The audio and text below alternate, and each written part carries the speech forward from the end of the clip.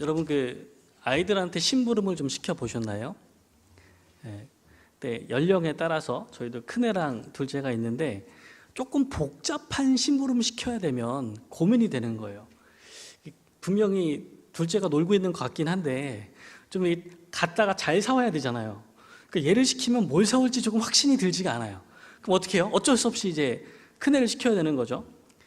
무언가 중요한 일을 맡겨야 하는데 누가 믿음직스러운가, 누구한테 맡기는 게 좋은가라는 거는 다들 기준이 있으시죠?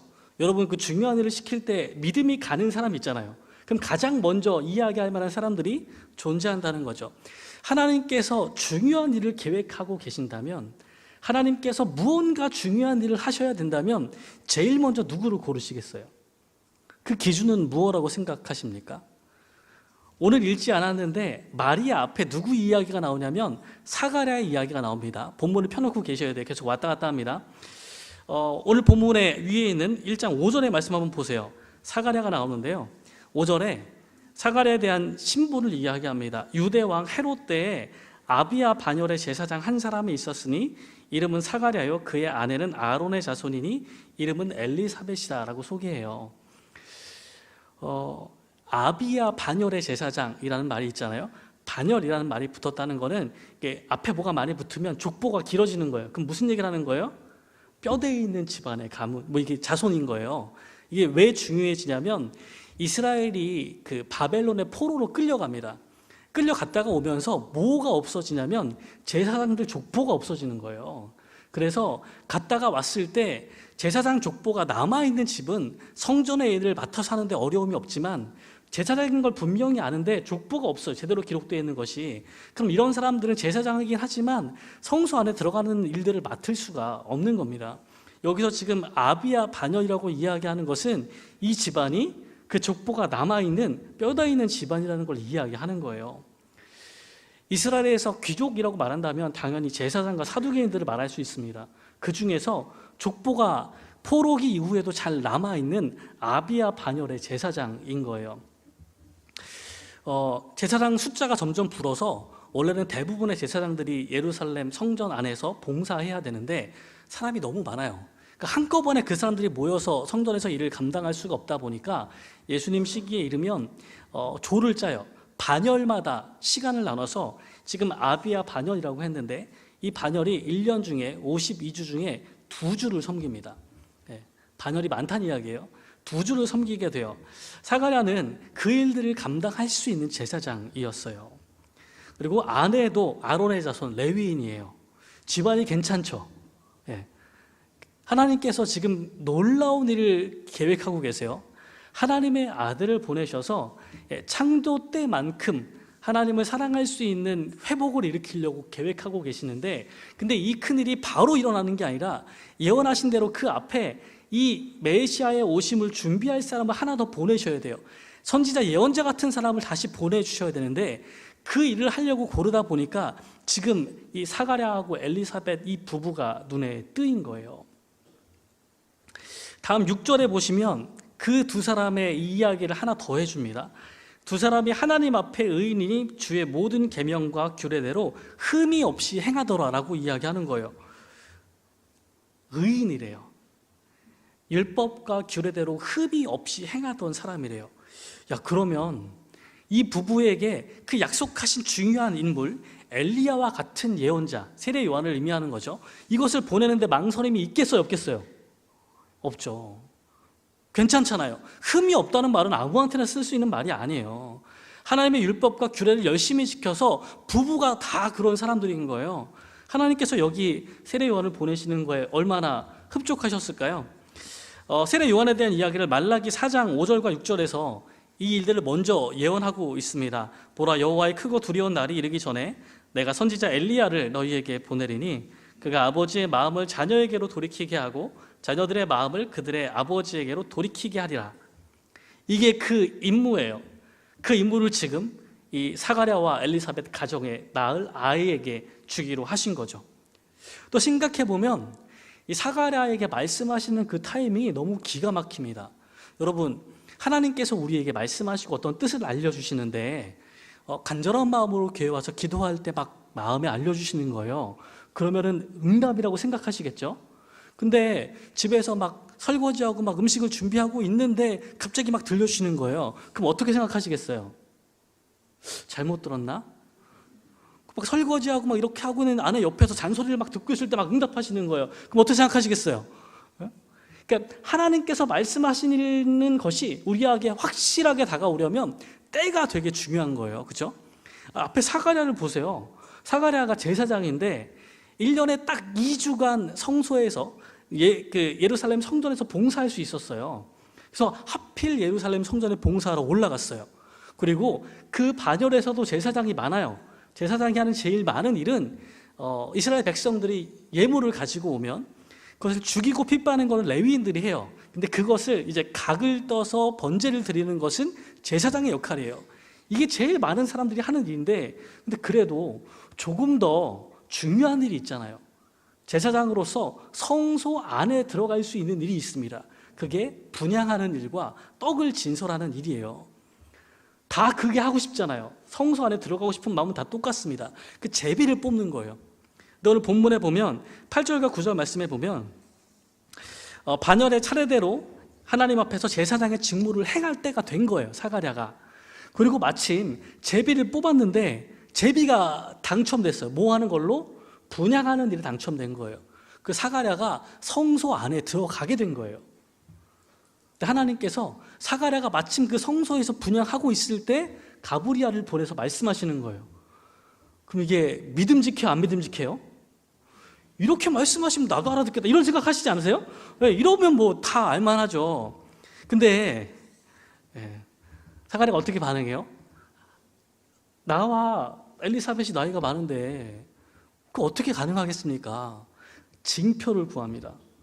그 징표에 대해서 그 아이가 낳을 때까지 사가랴가 말을 못하는 것으로 징표를 주시는 거예요. 자, 오늘 마리아 이야기로 넘어갑시다. 마리아는요, 오늘 본문에 보면 아직 결혼을 안 했어요. 근데 약혼을 한 상태예요. 유대 관습상 성년이 됐을 때 바로 결혼을 했어요. 되게 그게 13살 근처거든요. 그러니까 약혼은 일반적으로 하고 싶은 때는 12살이에요. 12살에 약혼을 하고 성년이 되자마자 결혼입니다. 이게 그래도 신랑감 찾는 게 약간 좀 어려울 수 있으니까 한두 해 정도의 차이가 난다고 생각해요. 그래서 마리아가 지금 보니까 약혼을 했지만 그 1년 정도 뒤에 신랑이 와서 잔치를 하고 신부를 데려가는 그 일은 아직 안 하는 거예요. 요 사이에 있는 상황입니다. 근데 문제는요, 자녀가 성인이 되기 전까지는 아이들은 부모님의 재산 취급합니다. 특별한 권한이 없어요. 사회적인 신분이 존재하지 않습니다. 성년이 아니기 때문에. 지금 마리아가 그런 거예요. 또 유대교가 또 남성 위주의 사회다 보니까 여자들은 법적인 증언의 효력도 없었어요. 사가랴에 비해서 하나님께서 세례 요한을 먼저 보내주시기로 작정했던 이 사가랴하고 엘리사벳 부부에 비하면 마리아는 존재감이 없는 거예요. 신분도 그렇고 여러 가지 면에서. 또 동네가 나사렛이잖아요. 오늘 본문 26절에 보면 천사 가브리엘이 하나님의 보내심을 받아 갈릴리 나사렛이라는 동네에 갔다고 써 있는데요. 원래 동네라는 말이 이제 헬라어로 폴리스인데요. 일반적으로는 도시로 번역합니다. 근데 도시로 번역을 못하는 거예요. 왜냐하면 동네가 너무 조그매요. 당시에 나사렛이 약 1600에서 2000명 정도 살았다고 하거든요. 우리 요즘 기준으로 4인 가족으로 나누면 한 4,500세대 정도가 돼요. 당시에 아이가 더 많았으면 그보다 세대수가 더 떨어지는 겁니다. 그러니까 지금 누가복음은 되게 이방인들을 위해서 쓰고 있는데 이방인들이 듣기에 예루살렘은 좀 들어봤겠죠. 예, 유명한 도시들은 다 들어봅니다. 남쪽에서 유명한 도시 가이사랴는 들어봤을 거예요. 갈릴리에 있는 유명한 도시, 성경에 안 나온 도시가 하나 있어요. 세포리스라고 원래 수도가 있습니다. 그리고 옮긴 티베리아스라는 수도가 있어요. 이거 대도시입니다. 다 알아들어요. 나사렛 알아요? 몰라요? 몰라요. 저기 내려왔는데 경주는 뭐든지 알고 있었어요. 경주를 모르기 어렵죠. 수학여행의 성지잖아요. 그죠? 경주는 다 알고 있습니다. 근데 저쪽에 있는 영천 이런 거는 잘 몰랐어요. 그죠? 다 그러지 않을까요? 경기도에 있는 이상한 마을들 다 알고 계시나요? 전에 마석에 있다 내려왔는데 남양주는 들어봤지만 마석은 처음 들었어요. 갈 때 처음 알았어요. 그러지 않을까요? 이방인들에게 이야기를 하고 있는데 예루살렘이 알겠죠. 나사렛을 누가 알아요? 거기에다가 차마 도시라는 이름을 못 쓰는 거예요. 동네라고 쓰는 거죠. 그런 느낌입니다. 별 볼 일 없는데 살아요. 아시다시피 사가랴와 엘리사벳에게는 흠이 없는 사람이라는 표현도 하거든요. 요셉과 마리아한테 수식어가 없어요. 예. 이야기할 만한 게 없어요. 이 두 사람에게. 요셉에겐 다윗의 자손, 그 계열만 이야기할 뿐이지 아무 내용이 없습니다. 요셉의 기사는 뒤에 가서도 별로 정보가 없어요. 요셉이 이제 목수였다는 이야기가 있는데 당시에 목수랑 석공이 분리가 안 돼 있다 보니까 아마 뒤에 갈릴리에 있는 세포리스를 건설하거나 이럴 때 왔던 이제 기술공인 것 같아요. 근데 그런 내용들로 쓰이는데 별 내용이 없어요. 사가랴하고 엘리사벳 말씀드렸죠. 당시 이스라엘에서 가장 높은 신분, 가장 고귀한 일을 감당하던 사람들의 아무 흠이 없던 사람들이에요. 하나님께서 가장 중요한 일 바로 앞에 있는 약간 버금 중요한 일 정도를 시키실 때 그 가정을 고르셨거든요. 근데 이제 진짜 제일 중요한 일을 시키셔야 되는데 마리아를 찾아오신 거예요. 예. 비교가 안 되는 이 사람을 찾아오시는 겁니다. 여러분, 이게 하나님의 선택의 제일 중요한 특징이에요. 하나님께서 전혀 겉으로 드러낼 만한 것이 없는 사람에게도 하나님의 중요한 일을 맡기려고 찾아가신다는 이야기입니다. 그런데 이렇게 찾아가시면 그 사람이 그것을 할 능력이 없잖아요. 그런 걸 갖춘 사람이 아닌데 찾아가셨으니까요. 그 사람이 그 선택에 대해서 그 다음 일들을 진행하십니다. 당시에는 인사도 사회적인 신분에 따라서 인사를 했는데 오늘 천사가 마리아에게 하는 말이 28절에 나와요. 은혜를 받은 자여 평안할지어다 주께서 너와 함께 하시도다 라고 이야기합니다. 이건 전통적으로 쓰는 인사말이 아닌데 특별하게 쓰는 거예요. 은혜를 받은 자여라는 말은 누구누구 위에 은혜를 베풀다라는 말이고요. 주께서 너와 함께 계시다는 말은 대개 구약에서 하나님께서 큰 과제를 맡기는 사람에게 쓰시던 말이에요. 누구를 연상시키는 말이냐면 기드온을 연상시키는 말입니다. 사사기 6장 12절 말씀에 보면 이렇게 여호와의 사자가 기드온에게 이야기해요. 큰 용사여 여호와께서 너와 함께 계시도다. 오늘 본문의 말씀과 비슷하죠. 하나님의 은혜를 받은 자여라는 말과 큰 용사여라는 말이 비슷합니다. 여호와께서 너와 함께 계시도라는 말은 어구가 거의 같죠. 내용들을 봤을 때 기드온과 마리아의 공통점이 있기 때문에 그렇습니다. 기드온도 용사라고 불릴 만한 사람이 아니었기 때문에 그렇습니다. 30절에 마리아에게 천사가 무서워하지 말라 하나님께 내가 은혜를 입었느니라 라고 말하죠. 기드온에게도 똑같이 이야기합니다. 사사기 6장 22절 23절 말씀에 보면 기드온이 하나님의 사자를 대면하여 보고 죽을까 두려워할 때 너는 안심하라 두려워하지 말라라고 이야기하는 거예요. 그 뒤에 나오는 내가 하나님께 은혜를 입었느니라는 말이 중요합니다. 기드온과 마리아 둘 다 하나님께서 무슨 큰 일을 맡기려고 하시는데 그것을 감당할 만한 적합한 자질이 전혀 보이지 않습니다. 기드온은 용사답지 않고 겁쟁이처럼 보이고요. 마리아는 하나님의 아들을 낳을 어머니로 선택이 되었는데 딱히 다른 지점들이 보이지가 않기 때문입니다. 그래서 그 사람들에게 뭐라고 말하냐면 은혜를 입었다, 은총을 받았다라고 표현합니다. 이 말은요, 하나님께서 자유롭게 선택하셔서 하나님께서 주도적으로 이 일들을 행해서 이 사람들이 선택되었다는 것들을 보여주는 말입니다. 우리가 자격을 갖추어서 자랑할 것이 있어서 특출나서가 아니라 하나님이 선택하셨기 때문에 은혜를 베풀어 주셨기 때문에 그 일들이 일어나고 있다는 것을 보여주는 거예요. 근데 이게 처음 드렸던 질문과 생각해 보세요. 시킬 일이 있는데 믿을 만한 사람을 시켜야 되는데 지금 하나님께서 은혜로 시키셨잖아요. 근데 검증이 안 됐어. 그럼 어떻게 해요? 되게 복잡한 걸 사와야 되는데 잘못 사오면 안 되는데 지난번에 우리 맛소금 사야 되는데 다현이를 보내려다가 되게 고민이 들더라고요. 얘가 소금의 종류를 구별해서 사올 수 있을까? 거기 되게 다양한 게 막 있잖아요. 그냥 소금도 있고 여러 개가 있는데 맛소금을 꼭 사와야 되는데 그게 안 되잖아요. 그래서 큰애를 보내야 되는 불상사가 일어났는데 근데 어쨌건 하나님께서 자격이 없고 검증이 안 된 사람을 쓰시려고 하는데 그럼 그냥 이게 돼요? 그게 은혜라는 건 알겠어요. 은혜로 시키신다는 건 이해가 되는데 현실적으로는 그게 너무 불안하잖아요. 정말 할 수 있을지가 궁금해지기 시작하잖아요. 그 두 번째 특징이 있습니다. 하나님께서 마리아를 불러서 말씀하실 때 마리아가 이해를 못하니까 그게 어떻게 그런 일이 있을 수 있습니까? 라고 물어보니까 오늘 35절에 이렇게 이야기하세요. 성령이 내게 임하시고 지극히 높으신 이의 능력이 너를 덮으시리니 라고 이야기합니다. 첫 번째는 성령이 내게 임하시고라는 말이에요. 이 말씀은 이사야 32장 15절 말씀에 근거한 겁니다. 이 말씀 함께 읽어볼까요? 시작. 마침내 위에서부터 영을 우리에게 부어주시리니 광야가 아름다운 밭이 되며 아름다운 밭을 숲으로 여기게 되리라. 아멘. 이사야가 심판과 회복을 이야기할 때 회복의 말씀입니다. 공동번역 개정판은 이 이야기를 드디어 하늘의 연기가 우리에게 쏟아져 내린다라고 표현하고 있습니다. 하늘에서부터 영이 쏟아져 내리는 거예요. 오순절 사건에도 같은 동사가 쓰이고 있습니다. 하나님께서 영을 부어주시는 거예요. 은혜로 선택하셨는데 자격은 없잖아요. 능력은 없잖아요. 그때 하나님께서 어떻게 하겠다 약속하시냐면 하나님의 영을 쏟아 부어주시겠다고 약속하고 계시는 겁니다. 두 번째 단어는 지극히 높으신 이의 능력이 너를 덮으시리라는 말이에요. 이 말씀은 출애굽기 40장 35절에서 나오는 말씀입니다. 이 말씀도 같이 한번 읽어볼까요? 모세가 회막에 들어갈 수 없었으니 이는 구름이 회막 위에 덮이고 여호와의 영광이 성막에 충만하였음이며. 아멘.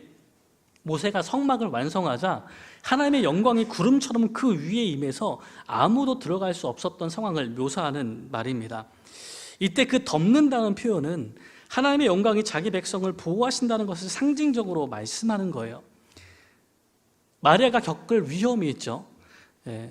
결혼하기 전에 아이를 가졌을 때 겪는 위험들 가운데 하나님께서 누구도 들어올 수 없는 것처럼 그 백성을 보호하시겠다는 약속들이 이런 식으로 상징적으로 표현되어 있는 겁니다. 우리가 원포인트로 같은 본문을 아이들부터 다 설교하고 있는데 오늘 본문이 청소년들에게 설교하기 되게 어려운 본문이에요. 궁금한 게 많잖아요.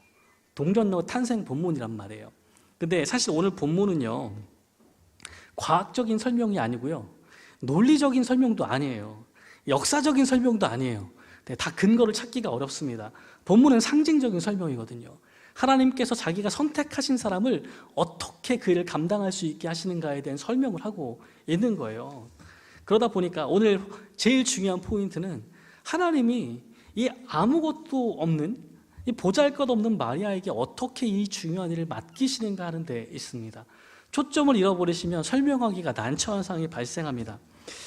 마리아는요, 하나님께서 이 두 가지로 약속해 주셨을 때 결심하게 되죠. 이 일들을 내가 감당할 수 있을 것이라는 희망이 차오르기 시작합니다. 마지막으로 가장 결정적인 증거를 하나 던져주시는데 그게 36절, 37절 말씀이에요. 세 번역으로 한번 읽어드릴게요. 보아라, 그대의 친척 엘리사벳도 늙어서 임신하였다. 임신하지 못하는 여자라 불리던 그가 임신한 지 벌써 6달이 되었다. 하나님께는 불가능한 일이 없다. 이 이야기는 사라를 연상시키는 말입니다. 아브라함과 사라가 늙어서 아이를 가질 수 없다고 생각했을 때 하나님의 사자가 찾아오잖아요. 내년 이맘때에 너희에게 아들이 있을 거라 얘기했더니 아브라함이 믿지 않고 이스마엘이나 복 달라고 이야기했고 사라는 웃었어요. 그때 천사가 한 이야기가 창세기 18장 14절의 이야기입니다. 여호와께 능하지 못한 일이 있겠느냐? 기한이 이를 때에 내가 내게로 돌아오니 사라에게 아들이 있으리라 라고 이야기하는 겁니다. 여호와께 능하지 못한 일이 있겠느냐라고 하고 그 다음에 이삭을 갖게 됐어요.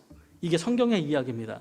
그리고 엘리사벳에게 하나님께서 똑같이 이야기하시고 나이가 많고 아이가 없던 그 여자에게 아이를 주셨고 벌써 그 아이가 6달이 되었습니다.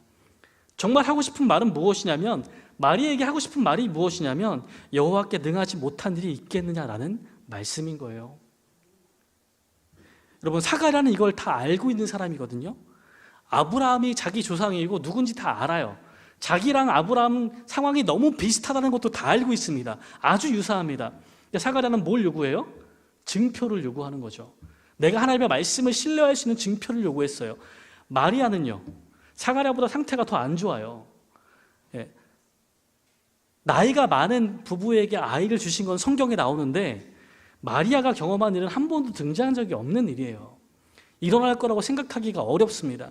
근데 마리아는요, 하나님께서 이렇게 말씀하셨을 때 어떻게 응답해요?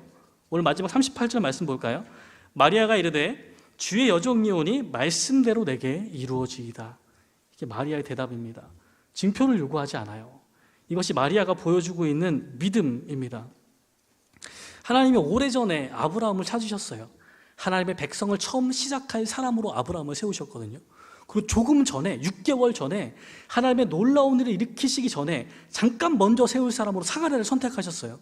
그리고 가장 중요한 사건에서 지금 마리아를 선택하고 계시는데, 마리아에게는 사실 겉으로 드러난 다른 조건들이 아무것도 없거든요. 유일한 게 마리아에게 있는 것을 본다면 지금 여기 이 믿음인 겁니다.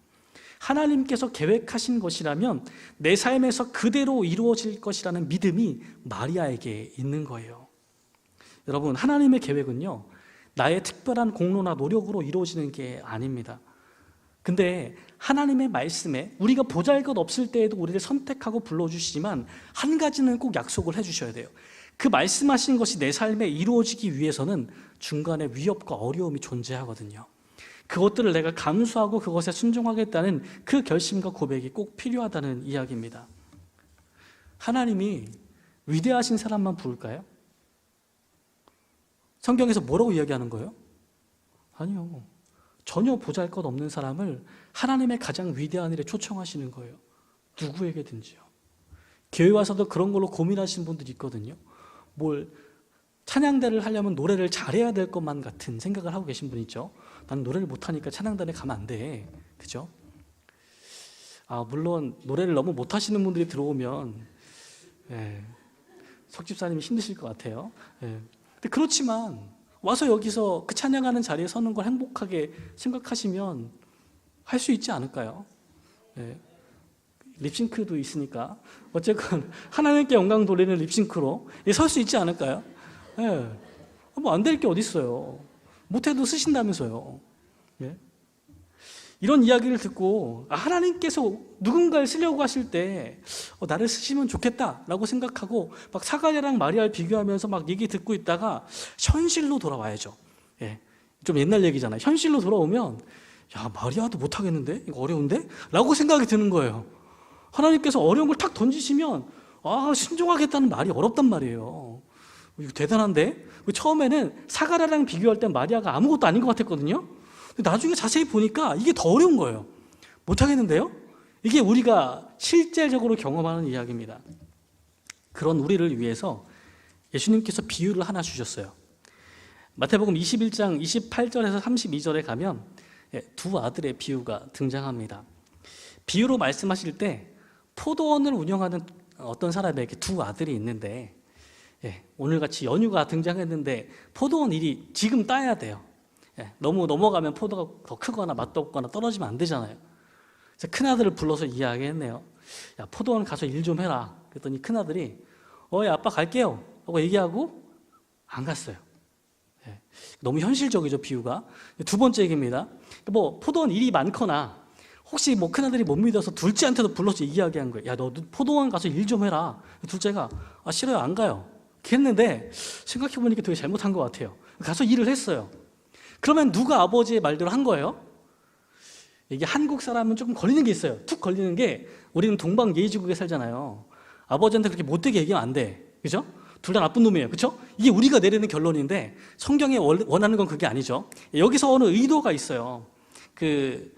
31절과 32절에 보면 누가 아버지의 뜻대로 하였느냐, 포도원의 일을 누가 했느냐를 물어본 거예요. 그러면 분명히 둘째 아들이죠. 이거의 배경은 하나님께 예라고 대답하는 사람들이 있어요. 율법을 지키고 구約을 잘 지켰던 사두개인과 바리새인들이 있단 말이에요. 근데 이 사람들이 결국은 하나님 나라에 안 들어가요. 거절합니다. 그 일들을 맡으려고 하지 않아요. 반면에 처음부터 하나님의 율법에서 벗어난 사람들이 있어요. 죄인들이 있습니다. 세리들이 있고 나라를 배신한 사람들과 율법에서 부정하다고 말하는 것들을 기꺼이 하고 있는 창녀들이 있어요. 이런 사람들에게 하나님이 복음을 전하시는 거죠. 예수님께서 말씀하시는 거죠. 그때 이들이 어떻게 해요? 하나님의 나라의 일에 참여하는 거예요. 누가 하나님 뜻 가운데 행하는 사람이 되는 거예요? 두 번째 부류의 사람들이 되는 거죠. 여러분, 앞에서 말한 것과 유사한 이야기가 진행이 됩니다. 내세울 것이 있는 사람, 유대 귀족은 사두개인이에요.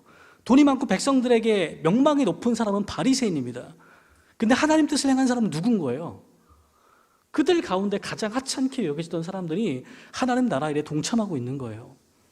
여러분, 우리가 보이는 겉모습이, 우리가 가진 학벌이, 재산이 하나님 앞에 대단한 것을 보여주지 못합니다. 교회에서 가지고 있는 직함이 우리의 것들을 대변해 주는 게 아니에요.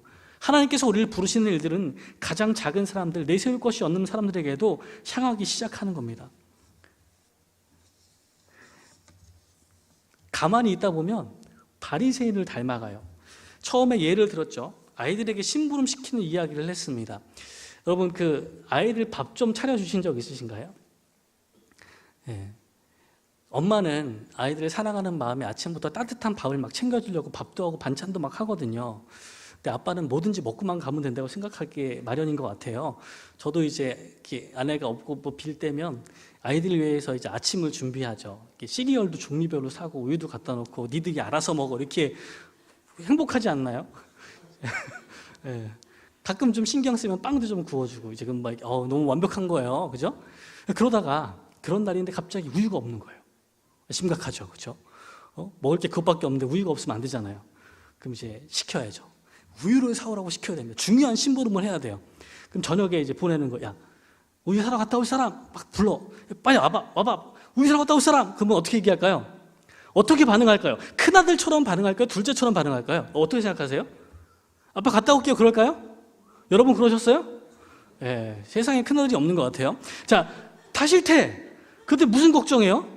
얘 자세히 보니까요, 이런 거 하더라고요. 야, 누가 마지막으로 먹었어? 둘이 막 그런 얘기 하는 거예요. 마지막으로 먹은 사람 누구야? 오빠가 많이 먹었잖아. 막 많이 먹은 거 안 되고, 막 마지막 먹어서는 안 되고, 지금 너무 어두우니까 오빠 갔다 와. 이런 식의 얘기하면서 둘이 막 싸우고 있는 거예요. 바리새인들의 입장이 이런 거죠. 하나님의 목적은 하나님의 일을 해야 돼요. 결국 누가 가서 사와야 돼. 근데 자기들끼리 뭘 싸워요? 누가 더 책임 있냐 묻는 거예요. 그거 네 책임 아니야? 네 책임 아니야? 이런 걸로 박 터지게 싸우고 있는 거야. 그러면서 들어가요, 못 들어가요? 우유 사와요, 안 사와요? 네, 그렇게 싸우기 시작하면 제가 갔다 와야 돼요. 문제는 이런 거잖아요. 하나님 앞에 우리가 이런 게 아니라 하나님께서 우리에게 중요한 일을 맡기고 싶어 하시거든요. 중요한 건요, 순종하는 거예요. 내가 자격이 없지만, 특출난 무언가가 있는 것은 아니지만 하나님께서 말씀하시면 능치 못할 게 없잖아요. 내게 그런 힘을 주실 거잖아요. 그러면 지금 하는 거예요. 말씀 그대로 내게 이루어지도록 믿고 하는 거죠. 마리아가 이렇게 이야기하죠. 주의 말씀대로 내게 이루어지이다. 이 고백은요, 주님의 말씀이 그대로 이루어지도록 내 삶을 드리겠다는 고백이에요. 마리아의 고백 때문에 마리아는 뭘 해야 돼요? 그 아이를 임신해야죠. 위협 가운데 그 아이를 품고 살아내야죠. 이게 자기가 감당해야 될 일이에요. 이 고백은 그걸 담고 있는 겁니다. 말로만 하는 게 아니에요. 여러분, 하나님께서 우리를 불러주시는데 우리가 별로 보잘것 없어도 꼭 불러주신대요. 그리고 중요한 일을 맡겨주시거든요. 남는 건 뭐예요? 주님의 말씀이 내 삶에 이루어지다라고 고백하는 우리의 마지막 대답만이 남아있는 겁니다. 오늘 본문의 마지막 말씀 한번 읽을까요? 38절 말씀 같이 한번 읽겠습니다. 마리아가 이르되 주의 여종이오니 말씀대로 내게 이루어지이다 하매 천사가 떠나니라. 여러분, 이게 우리의 고백이 되기를 주님의 이름으로 축원합니다. 아멘.